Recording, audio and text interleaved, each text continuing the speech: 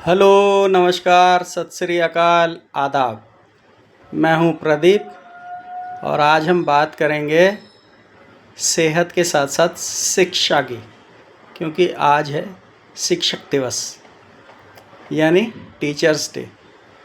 यूँ तो डॉक्टर सर्वपल्ली राधाकृष्णन जी की जयंती हम मना रहे हैं, लेकिन इतने साल 50 साल से ज़्यादा जब आयु हो गई, अब जाके समझ में आया कि ये जो शिक्षा है, ये शिक्षा हमें किस किस ने दी है और किस किस की वजह से ये हमें मिली है।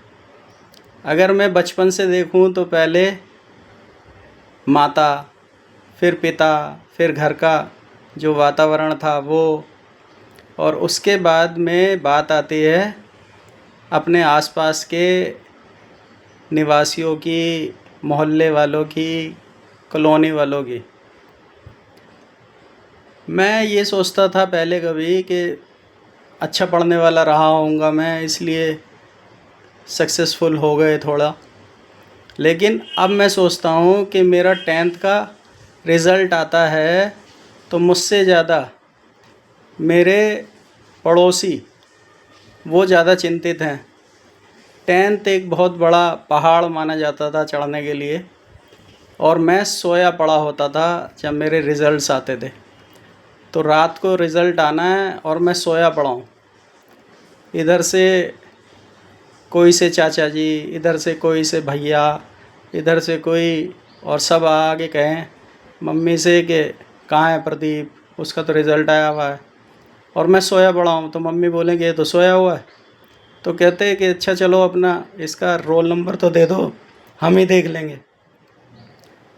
और तब उनको जब रोल नंबर दे दिया, तब मुझे उठाया गया और तब मैं गया।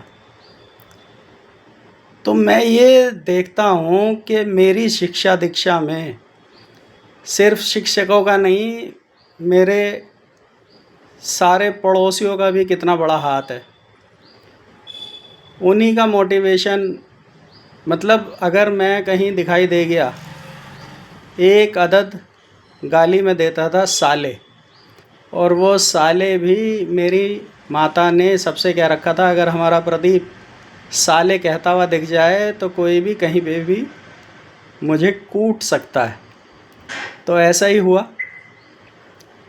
मुझे अपशब्द कहने की बिल्कुल अनुमति नहीं थी।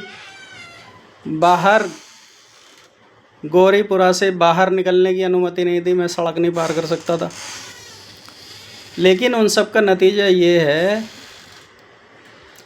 कि जिस स्थान पे मैं हूँ आज, वो स्थान चाहे कितना ही छोटा हो, लेकिन इसमें बहुत लोगों की मेहनत लगी हुई है।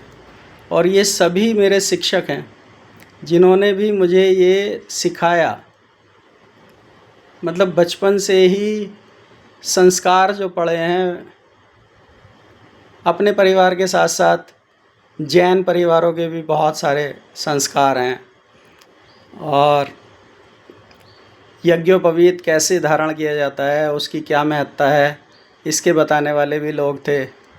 और अगर मुझे कहीं किसी को लगा कि आज इसका एग्ज़ाम है और इसके आसपास डिस्टरबेंस है, तो लोग मुझे बुला के मेरे घर से अपने घर पे ले जाते थे कि यहाँ पे पढ़, और मैं फिर मना करते करते भी उनके घर पे जाके पढ़ता था।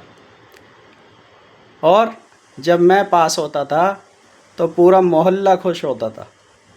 तो अब जाके मुझे लगता है कि प्रदीप भाई आपने कुछ नहीं किया, ये सब लोगों का आशीर्वाद है, शिक्षाएं हैं, जिसकी वजह से आप जो कुछ भी छोटा मोटा जीवन में कर पाए वो संभव हुआ।